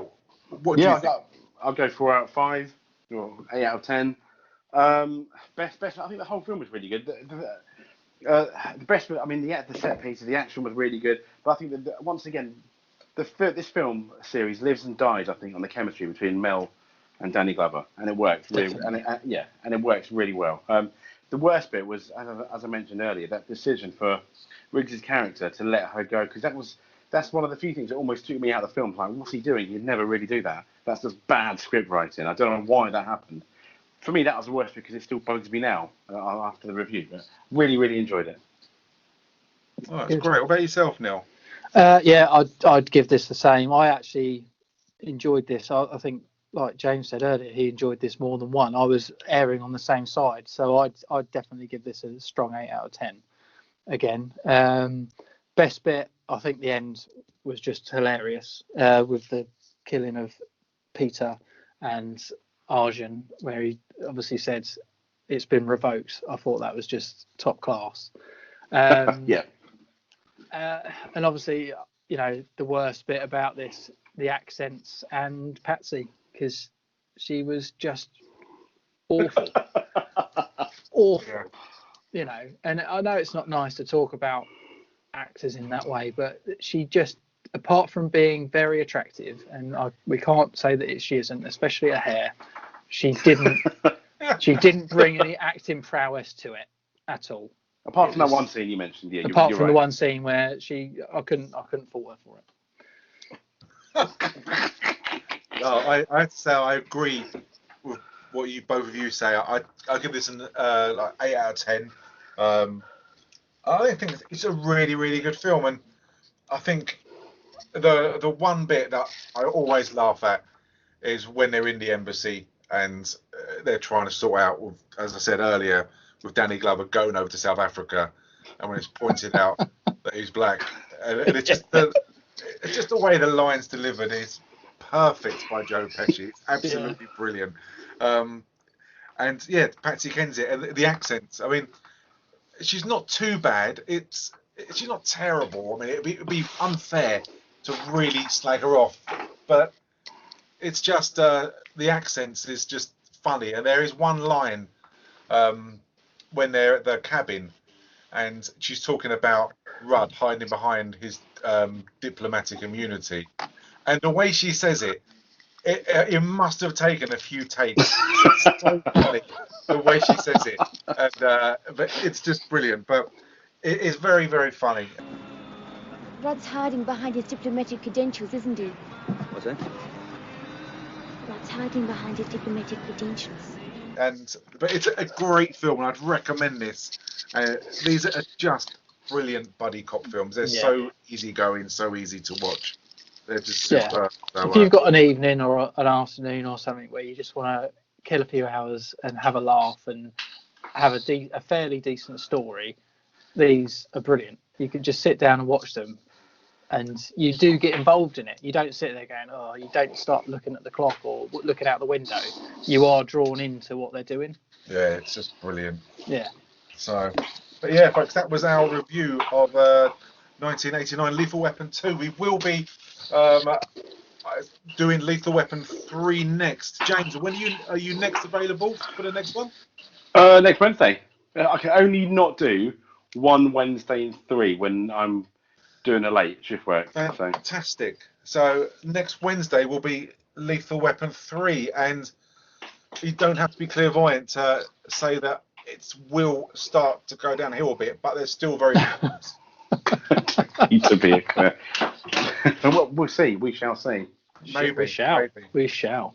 Excellent. Well, that's great. And don't forget, before we go, obviously the YouTube channel as well. I keep forgetting about that. Thanks to everyone who's subscribed, leave their comments. We've got The Mandalorian, we've got Cobra Kai, we've got WandaVision, we've got Would You Rather, we've got Caliber, non-spoilers, there's The Shield. There's so much on there, and it's great fun doing it. I'm going to do another one very soon. I was going to do Lethal Weapon, but we're doing it now, so it saves me loads of time. But thanks for everyone who's kind of got involved with that. It's absolutely brilliant. And if you could subscribe, that would be amazing. So that is it. That's just my plug. So that's great. So that's Lethal Weapon. I hope you enjoyed that. Thanks ever so much for listening. And we will see you, or we'll be in your ears next week. Thank you very, very much. Bye-bye. Bye.